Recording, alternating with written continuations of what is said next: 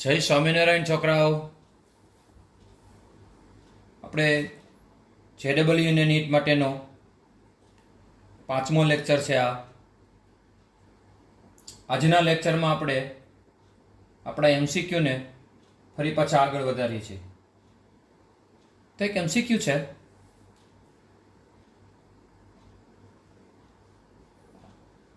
PCl5 phosphorus પેન્ટાક્લોરાઇડ માટે નીચેનામાંથી phosphorus પેન્ટાક્લોરાઇડ માટે નીચેનામાંથી કયું વિધાન યોગ્ય નથી?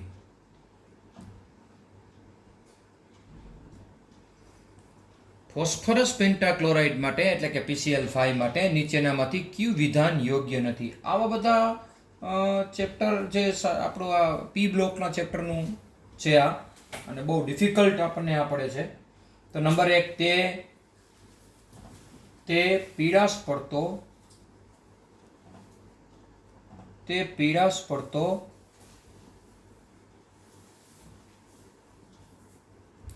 સફેદ પાવડર છે. આપણે એમાં આપ્યું છે, બીમાં આપણને એમ કીધું છે કે તે ત્રિકોણીય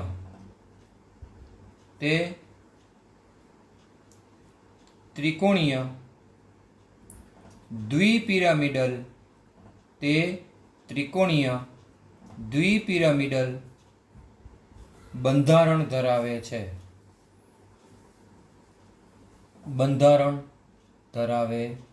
છે. સી, ત્રીજામાં એને આપણને એમ કીધું છે કે તે રંગવિહીન તૈલી પદાર્થી છે. તે રંગવિહીન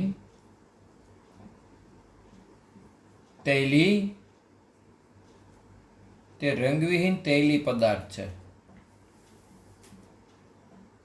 અને ડી, છેલ્લામાં કીધું છે તે sp3d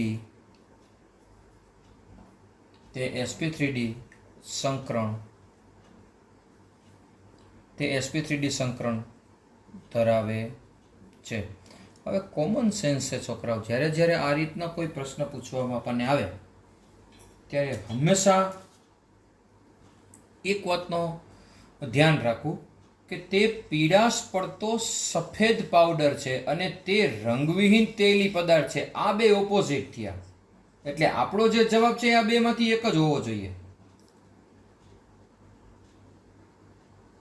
કારણ કે આ બેય ન હોય. પીળાશ પડતો સફેદ અને રંગવિહીન બેય ન હોય, એટલે આપણો જવાબ છે ને એ આ બેમાંથી એક હોવો જોઈએ. તો પહેલા થિંકિંગ ઓફ વે, કોઈ પણ MCQ સોલ્વ કરવા માટે સાચા રસ્તા ઉપર આપણે કઈ રીતે ઝૂકી જવું, કઈ રીતે નીકળી પડવું, એ અહીંયા એક ટેકનિક્સ છે જેનો મેં તમને ક્લાસમાં સમજાવ્યું છે કે એનો ઉપયોગ આપણે કઈ રીતે કરવો. તો અહીંયા સૌથી પહેલાં આ બેમાંથી એક આપણો જવાબ છે. હવે તમને યાદ હોય તો ચેપ્ટરમાં ભલે અહીંયા થોડું રિવિઝન થઈ જાય, પણ હું તમને યાદ અપાવી દઉં કે PCl3 અને PCl5 ખાસ યાદ રાખવા જેવા. સામસામે PCl3 ને આ રંગવિહીન તૈલી છે. આ કેવું છે?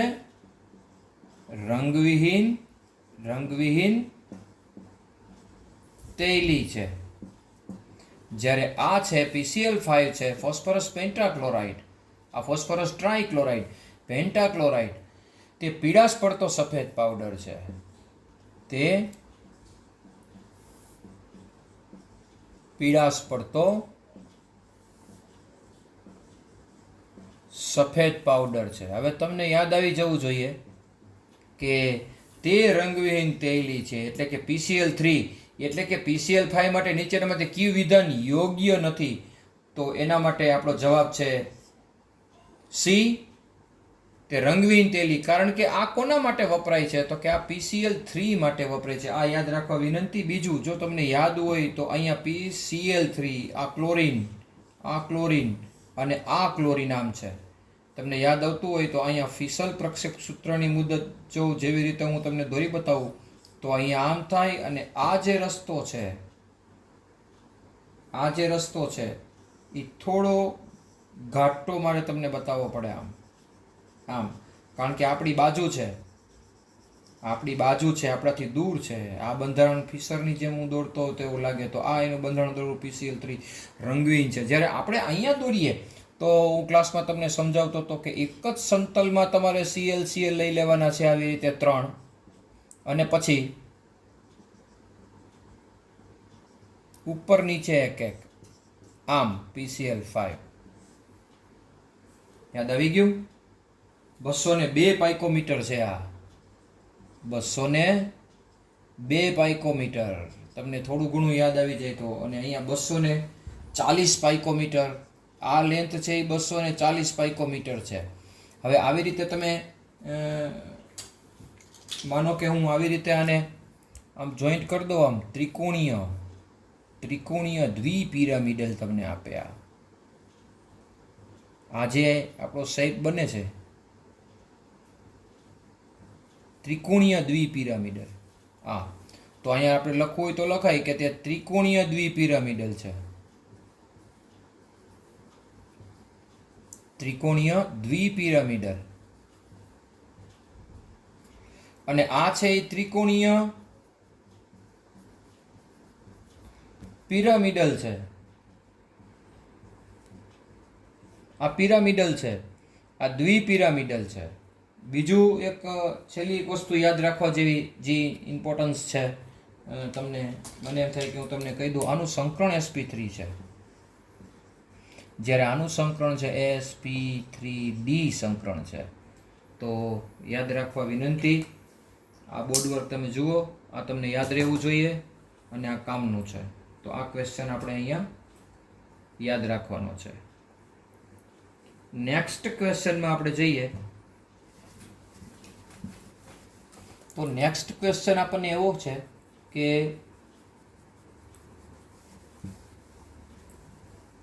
નીચેનામાંથી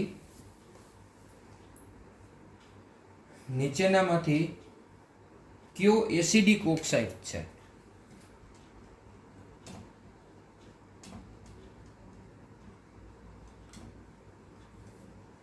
નીચેનામાંથી કયો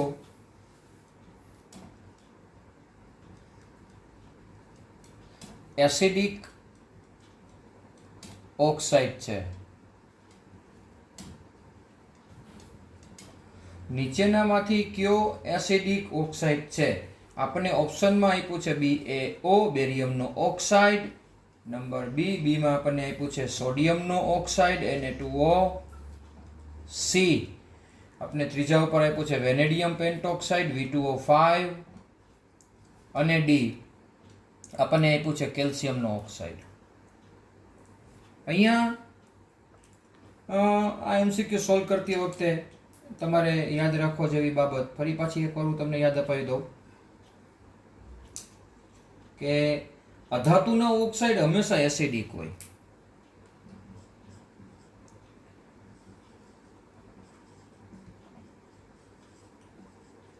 અધાતુના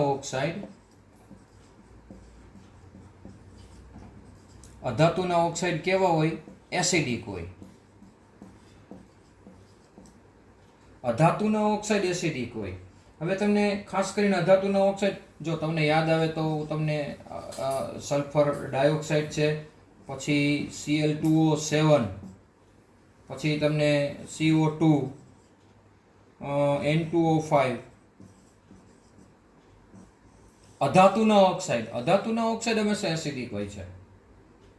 હવે અહીંયા તો ધાતુ આપ્યા છે, ધાતુના ઓક્સાઇડ અને એસિડિક. ધાતુનો ઓક્સાઇડ અને એસિડિક, ઓફકોર્સ ધાતુના ઓક્સાઇડ અને એસિડિક. ઊંચી ઓક્સિડેશન અવસ્થામાં કેટલીક ધાતુઓના ઓક્સાઇડ એસિડિક વલણ ધરાવે. ખાસ યાદ રાખો, ઊંચી ઊંચી ઓક્સિડેશન અવસ્થા, ઊંચી ઓક્સિડેશન અવસ્થામાં કેટલીક ધાતુઓના ઓક્સાઇડ એસિડિક હોય. હકીકતમાં ધાતુના ઓક્સાઇડ કેવા હોય? બેઝિક હોય. અને અધાતુના ઓક્સાઇડ કેવા હોય છે? તો અહીંયા હું ઉલટું બોલું છું ક્યારનું, કે કેટલીક વાર એવું બને કે ઊંચી ઓક્સિડેશન અવસ્થા હોય તો એમાં ધાતુના ઓક્સાઇડ એસિડિક બતાવે. કઈ રીતે બતાવે? તો કે ભાઈ આપણે માનો કે Mn2O7 છે આમ, તો અહીંયા Mn+7 તરીકે વર્તો. જુઓ, આ એક પહેલું ઉદાહરણ છે. બીજું ઉદાહરણ તમને યાદ રહેતું હોય તો CrO3 અહીંયા ક્રોમિયમ+6 તરીકે વર્તે છે. આ યાદ રાખવા જેવો છે બધા.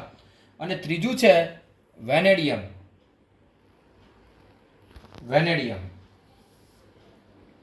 તો વેનેડિયમ પેન્ટોક્સાઇડ આપણો જવાબ છે સી. આપણો જવાબ યાદ રાખવા જેવો છે વેનેડિયમ પેન્ટોક્સાઇડ V2O3 અથવા V2O3 V2O5.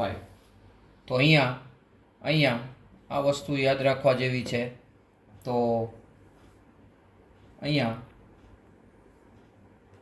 આ એમસીક્યુને આપણે યાદ રાખશું. આ પણ પી બ્લોકનો એમસીક્યુ છે, તો એમસીક્યુ આવી રીતે આપણે યાદ રાખશું. હવે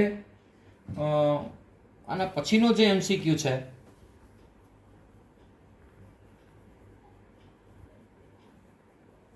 આના પછીનો એમસીક્યુ આપણને એવું શીખવાડે છે, પેન્ટાકાર્બોનિલ આયનનો આકાર જણાવો. પેન્ટાકાર્બોનિલ આયન, આ 9મું ચેપ્ટર. પેન્ટાકાર્બોનિલ આયન, પેન્ટાકાર્બોનિલ આયન 0 નો આકાર જણાવો. ઓપ્શન આપણને આપ્યું છે ત્રિકોણીય દ્વિપિરામિડલ,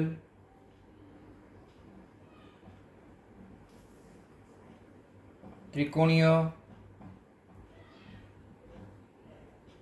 દ્વિપિરામિડલ.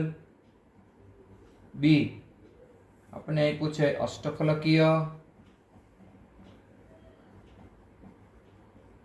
અષ્ટફલકીય, સીમાં આપ્યું છે સમચતુષ્ફલકીય,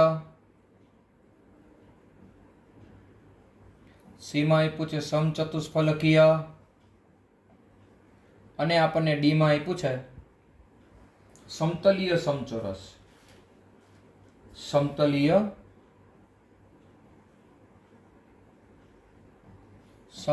સમચોરસ. હવે તમને યાદ હોય તો પેન્ટાકાર્બોનિલ આયન 0 આ 9મા ચેપ્ટરનું છે સવર્ગ સંયોજનો. 9મા ચેપ્ટરમાં સવર્ગ સંયોજનોમાં તમને યાદ હોય તો નિકલ જે છે CO, ટેટ્રાકાર્બોનિલ નિકલ સમચતુષ્ફલકીય છે. કેટલાક કાર્બોનિલ સમૂહો, કાર્બોનિલ સંયોજનો આ સમચતુષ્ફલકીય છે. અને તમને યાદ આવતું હોય તો આયન FeCO5 પેન્ટાકાર્બોનિલ આયન આ ત્રિકોણીય દ્વિપિરામિડલ છે.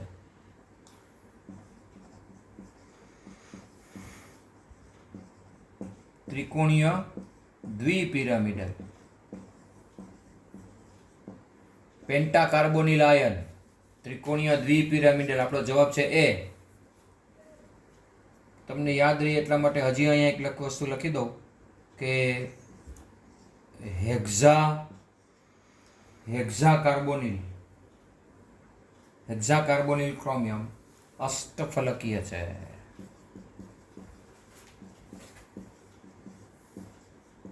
ઓમ જો વિચારવા બેસીએ ને તો આમાં ખરેખર વિચારવા જેવી બાબત એ હતી કે 6 હોય ને તો અષ્ટફલકીય હોય, 5 ત્રિકોણીય દ્વિપિરામિડલ છે, 4 હોય તો સમચતુષ્ફલકીય હોય, તો અહીંયા આપણને પેન્ટા કાર્બોનિલ આયન કીધું. પેન્ટા એટલે પેન્ટા 5 કાર્બોનિલ આયન. તો એ હકીકતમાં અષ્ટફલકીય હોય ને અહીંયા 6 હોય. સમતલીયમાં 4 સંવર્ગાંક આવતો હોય, સમચતુષ્ફલકીયમાં 4 સંવર્ગાંક આવતો હોય. તો એનો મતલબ એમ થયો કે અહીંયા દ્વિપિરામિડલ 5. આ આપણો જવાબ થયો. તો આપણો જવાબ છે ત્રિકોણીય દ્વિપિરામિડલ.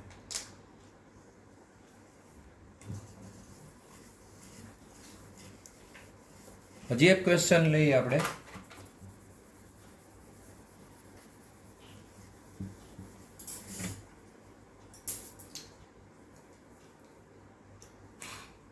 ક્વેશ્ચન છે, દાઢી કરવાના સાબુમાં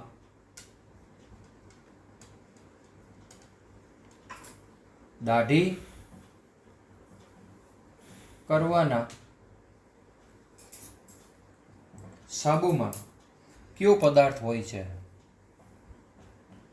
કયો પદાર્થ હોય છે?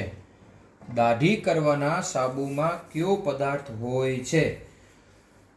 તો આ છેલ્લા ચેપ્ટરનું છે.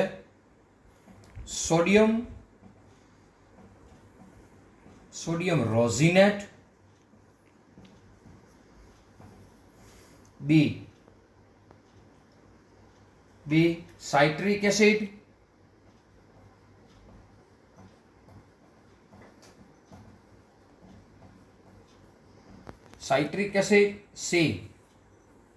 સી સોડિયમ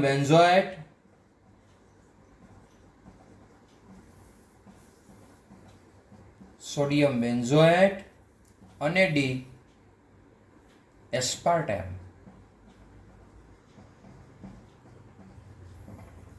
હવે તમને યાદ હોય તો આપણો સૌથી છેલ્લો ક્વેશ્ચન છે. સૌથી છેલ્લા ચેપ્ટરનો આ ક્વેશ્ચન છે. તો દાઢી કરવાના સાબુમાં કયો પદાર્થ હોય છે? દાઢી કરવાના સાબુમાં જો તમે જોશો તો સોડિયમ તો હોય જ છે આપણે સાબુની અંદર, પણ એમાં રોઝિન તમે ઉમેરો એટલે સોડિયમ રોઝિનેટ બને. તો આપણો જવાબ છે સોડિયમ રોઝિનેટ. બાકી સાઇટ્રિક એસિડ છે એ તો એન્ટીઓક્સિડન્ટ છે. સાઇટ્રિક એસિડ છે શું છે? એન્ટીઓક્સિડન્ટ છે. આ એન્ટીઓક્સિડન્ટ છે સાઇટ્રિક એસિડ.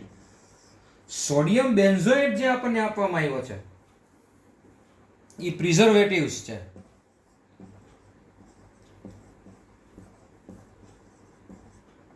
આ પ્રિઝર્વેટિવ્સ છે. એસ્પાર્ટેમ એ સૌથી વધુ સફળ અને વ્યાપક રીતે ઉપયોગમાં લેવાતો કૃત્રિમ ગળ્યો પદાર્થ છે. આ સૌથી સફળ છે કૃત્રિમ ગળ્યો પદાર્થ છે. અને અહીંયા તમારે યાદ રાખવા જેવી બાબત એ છે કે સુક્રોઝ કરતાં તે 100 ગણો વધારે છે. સુક્રોઝ કરતાં તેનો ગળપણાંક કેવો છે? 100 ગણો વધારે છે. અને તમને હજી અહીંયા એક વસ્તુ યાદ અપાવી દઉં, જો તમને યાદ રહી જતી હોય તો. માત્ર ઠંડા પીણામાં અને ઠંડા ખાદ્ય પદાર્થમાં થાય. આનો ઉપયોગ ક્યાં થાય છે? ઠંડા પીણામાં અને ઠંડા ખાદ્ય પદાર્થમાં થાય. ઠંડા ખાદ્ય પદાર્થમાં થાય. શું કામ? તો કે રસોઈ કરવાના તાપમાને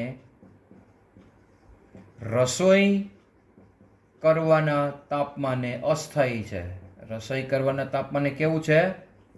અસ્થાયી છે. અને એટલા માટે એસ્પાર્ટેમનો ઉપયોગ એ માત્ર ને માત્ર ઠંડા પીણા અને ઠંડા ખાદ્ય પદાર્થમાં થાય છે. જય સ્વામિનારાયણ.